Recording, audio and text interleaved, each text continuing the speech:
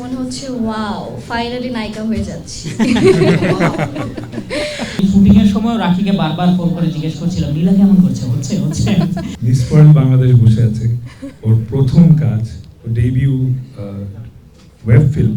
So এইটা I think এটা লুফে নেওয়ার মতোই একটা বিষয়।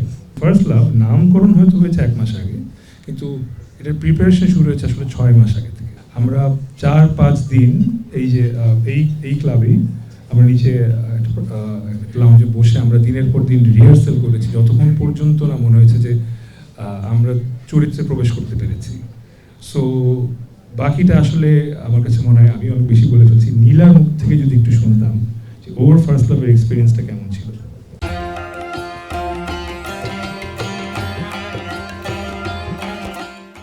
ফার্স্ট কাজ, ফার্স্ট লিডিং অ্যাক্ট্রেস, মনে হচ্ছে ওয়াও ফাইনালি নায়িকা হয়ে যাচ্ছি।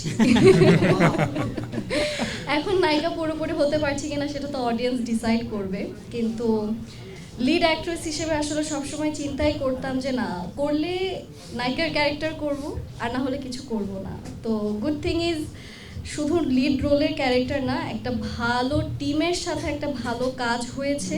অ্যান্ড আবারও আমি বললাম যে ফার্স্ট লাভ ভোলার মতো যেহেতু না, আমার মনে হয় আমি ভুলতে পারবো না, যেহেতু আমার প্রথম কাজ। হয়তো ভালো লাগলো আগামীতে আরও কাজ দেখবেন, কিন্তু প্রথম কাজ প্রথম। তো আপনাদেরও আমার মনে হয় এখানে যত মানুষ আছেন আপনারা সবাই উইটনেস আমার প্রথম কাজের, ফার্স্ট লাভের।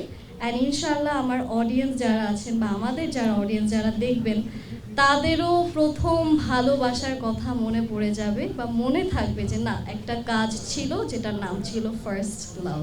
Thank you. নতুন জুটি,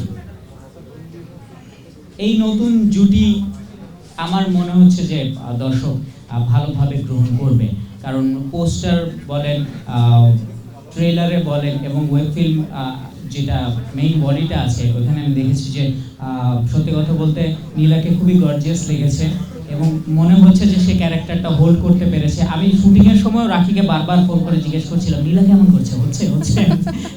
রাখি বলছিল ভাই আপনি একদম টেনশন করবেন না, নীলা ক্যারেক্টার ধরতে পেরেছে। ওইটাই ছিল টেনশন, কারণ একজন প্রধান অভিনেত্রী যদি ক্যারেক্টারটা হোল্ড করতে না পারতো তাহলে এত আয়োজন সমস্ত কিছুই বৃথা যেত। নীলা প্রথমে এসেছে, ক্যারেক্টারটা হোল্ড করতে পেরেছে, সে যখন ধরতে পেরেছে এবং সে যে ডেলিভারিটা দিতে চেয়েছিল ডিরেক্টর যখন সেটা প্রপারলি পেয়েছে, আমার মনে হয় দর্শক যেটা দেখতে চায় সেটাও পাবে। ফার্স্ট লাভের ভিতরে হচ্ছে যে নামটা শুনে বুঝতে পারতেছেন যে হচ্ছে যে ভালোবাসা অনেক বেশি জড়িত, নাম শুনলেই বোঝা যায়।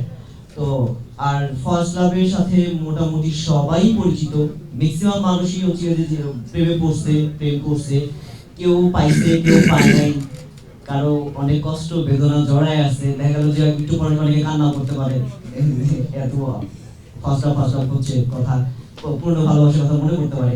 তো সবকিছু মিলায়া ফ্যামিলি থাকবে, ফ্রেন্ডস থাকবে, ফান থাকবে, ফুর্তি থাকবে, সব থাকবে।